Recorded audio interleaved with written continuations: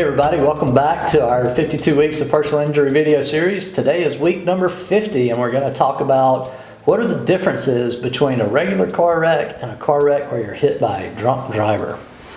Yeah, well, first things first, here's my PSA. The holidays are now. Don't drink and drive. Yeah. It's very simple not to do. Get an Uber, get a Lyft, have a friend, don't drink and drive. But anyway, I'll move on. So the difference between a regular wreck and a wreck that involves DUI. Wait, let me guess. One, somebody's drinking. The other one, nobody's drinking. That's exactly right. Thank you for tuning in. First is that punitive damages come into play, right? Punitive damages are damages that you can allege that someone's done something that deserves for them to be punished for their conduct.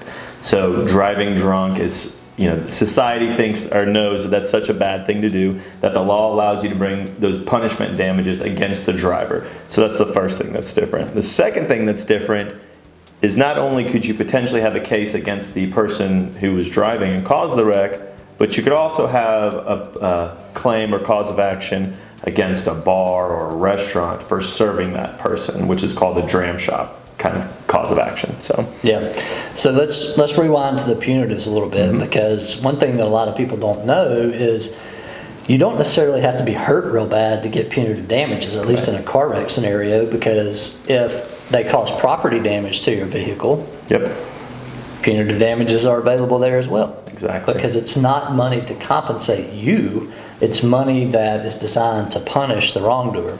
So whether it's a property damage only claim or a property damage and a bodily injury claim, you can bring that punitive damages claim against the at-fault person. Now, there is one interesting thing about insurance coverage when it comes to punitive damages. You want to cover that? Yeah, some insurance companies do cover punitive damages, some insurance companies don't. So I would double check to see whether or not you have an insurance plan that does in fact cover punitive damages, because if they don't cover punitive damages and you get a verdict or a judgment against you for those punitive damages, then you're on the hook and your insurance company's not going to pay for it. Now, if you are injured by someone's conduct, you can try to make a claim for punitive damages against the insurance company, but if it's not covered, then the insurance company's not going to compensate you for what you believe are punitive damages. So. Another thing to think about too is one way that we can find evidence to show that another person's at fault is when they're issued a traffic citation or a ticket. If they go to court and plead guilty to that or pay the fine, then we can use that as evidence in a civil case that the wreck was their fault, that they were negligent in some way that caused this wreck, right? Lots of times when somebody's charged with a DUI, the consequences in the criminal realm are more severe than just having to pay a $200 speeding ticket.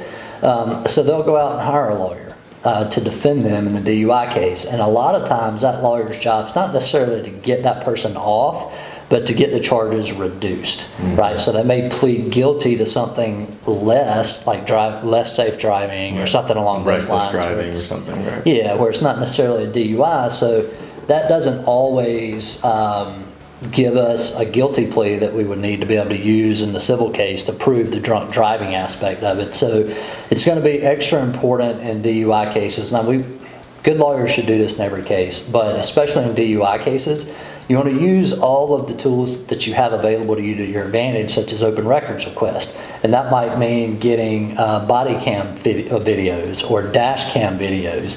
Things like that can often go a long way in showing that the person was drunk, even if they later deny it or if they plead to a lesser charge. So I was handling a case recently where there was a guy that had caused a wreck on Interstate 285 going around Atlanta.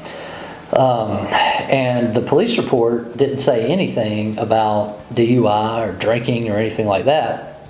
But we get the body camera footage in, and the cop is literally standing there talking to the man who caused the wreck, and he's slurring his words, and the cop's telling him, "I think you've been drinking," blah, blah, blah, all that. So even though the man wasn't charged with DUI, we could bring that claim in the civil case and use that video so that the jury in the civil case would then be able to determine for themselves whether they thought the guy that caused the wreck was drinking and driving. Right.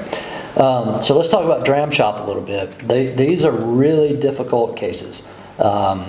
just because a bar serves somebody booze and that person goes and drives doesn't mean that the bar is liable. There are certain things you have to prove.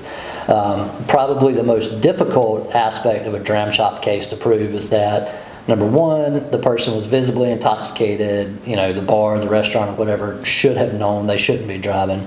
And then the kicker is that you've got to show that the bar knew that the drunk person intended on leaving the bar and then driving. So, short of somebody holding their car keys and jingling them out the door and saying, "Woo, I'm going for a ride." Right, I'm wasted, time to go driving. Yeah, exactly, which never happens. It can be difficult, so you have to dig into witnesses. You got to see if there's maybe some closed circuit cameras there, all of that kind of stuff. But anytime you have a DUI case, it's important to try to reach out to an attorney quickly, and sometimes it's more important to file suit quickly so that you can get into discovery and find out from the person that was charged with the DUI or the drunk driver, where were they before drinking. Right, and I was going to say that too from a practical standpoint on the front end of the case, meaning before you file the lawsuit, it's hard to know where that person was coming from, right? Because the police report typically doesn't say where they were coming from. You might be able to get lucky in a dash cam or a body cam video. They said, I just left, Smith's bar or wherever and happened to get in this wreck. But that is typically not the case. On the front end, it's hard to get it. But once you file a lawsuit, you can get into that information. Yeah, because the person, if they know you're suing them, they're probably not going to tell you. Right. And their insurance company's dang sure not going to tell you. Right. That's right. Now, well, I'll take that back. Sometimes they will if they think they can kick the can to the other side of the road and blame the bar instead of their insured. Right. But just a couple of other examples or a couple of other things to think about when you're dealing with a DUI case that can make them a little more interesting or require a little bit more diligence on the part of you or your attorney when you're getting ready to try to resolve those cases.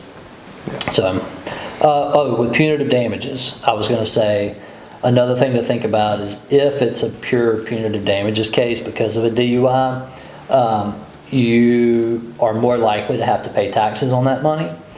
Because money you get for personal physical injuries is not taxable, but again, punitive damages is not to compensate you, it's to punish the other person, so you do have to pay taxes on that if you do recover them. So right. Yeah, and typically with punitive damages or any settlement, like lump sum settlement before an actual verdict is entered, they're not kind of specified to any particular item of damages, but if you go to trial and you get awarded $10 million for punitive damages, that is certainly taxable. So. Yep, exactly. All right. All right, well, that'll probably wrap it up for our DUI video. Yep. Appreciate you sticking with us, and if this video has been helpful to you, please give us a thumbs up, subscribe to our page. Otherwise, we will see you next week for video number 51.